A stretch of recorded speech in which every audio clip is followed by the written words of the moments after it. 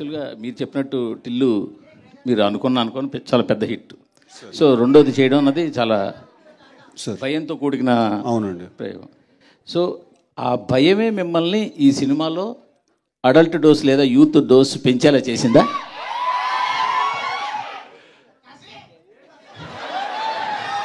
Sir అలా కాదు sir.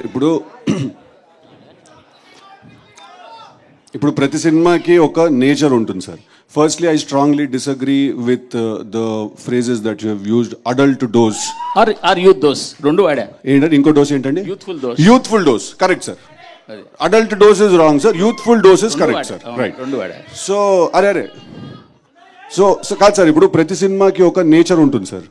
ఇప్పుడు డీజే టిల్లు క్యారెక్టర్ మనం తీసుకుంటే తన లైఫ్లో జరిగే ఒక ఎపిసోడ్ని మనం ఏదైనా సినిమాగా తీయాలి అనుకునే ఉంటుంది కదా సార్. లాస్ట్ టైం ఒక ఎపిసోడ్, ఈసారి ఇంకో ఎపిసోడ్. ఇప్పుడు డీజే టిల్లు అనేవాడు ఎలా బిహేవ్ చేస్తాడు, ఆ క్యారెక్టర్స్కి as a writer also for the film ఒక డిమాండ్ ఉంటుంది సార్ ఆ క్యారెక్టర్కి.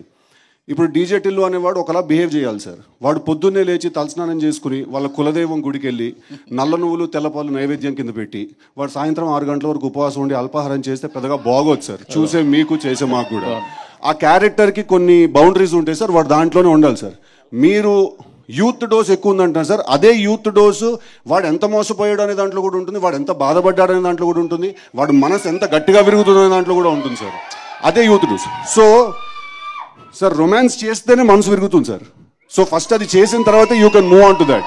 సో అన్ని విషయాల్లో ఈసారి డోస్ చాలా హైగా ఉండబోతుంది సార్.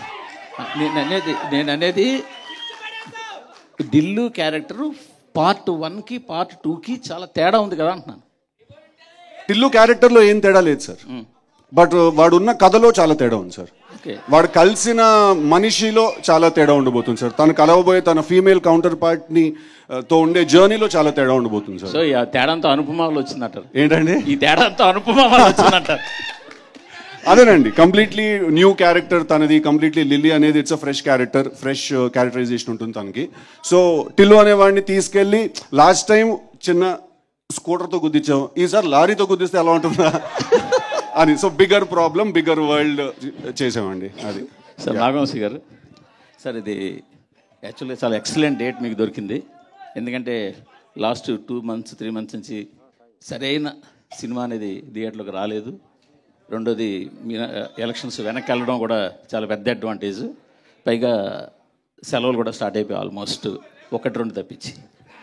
బట్ ఇప్పుడు ఇండస్ట్రీలో పాన్ ఇండియా సినిమాలు అనేవి రావడం వల్ల పెద్ద బ్యానర్లు అన్నీ కూడా క్యాష్ క్రంచ్ ఎదుర్కొంటూ సినిమాలు తగ్గించుకుని ఏదో ఒక ప్రాజెక్ట్ మీద గట్టిగా నిలబడి ఉన్నాయి.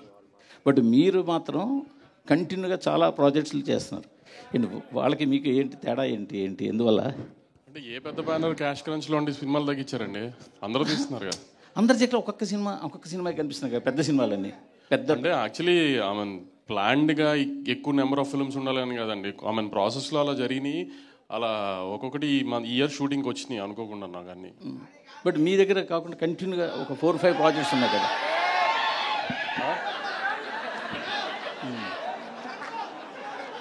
చెప్పండి.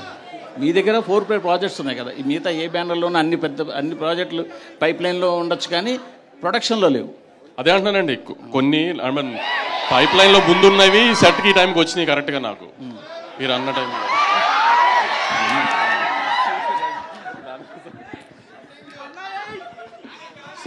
సిద్ధు గారు, సార్ చెప్పండి. టిల్లు అనేది ఒక ఐకానిక్ క్యారెక్టర్ అయిపోయింది. Thank you sir.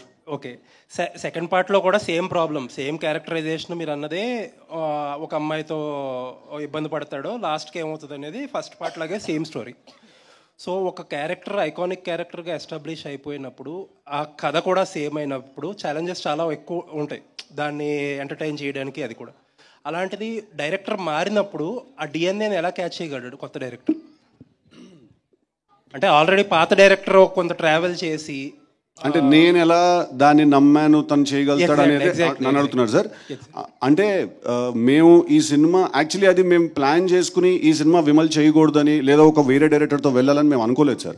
First project DJ Tillu 2 అనే సినిమా మనం చెయ్యాలి అని నాకు వంశన్న వాళ్ళు చెప్పినప్పుడు నాకే డైజెస్ట్ చేసుకోవడానికి కాస్త టైం పట్టింది సార్. బికాజ్ అది మళ్ళీ ఒకసారి తీసాము, చాలా బాగా ఆడింది. So again how to create that magic is a very big challenge, right? But మేము ఆ డెసిషన్ తీసుకునే టైంకి విమల్ వేరే దగ్గర కమిట్మెంట్ ఇచ్చేసాడు that he's going to do a film for them.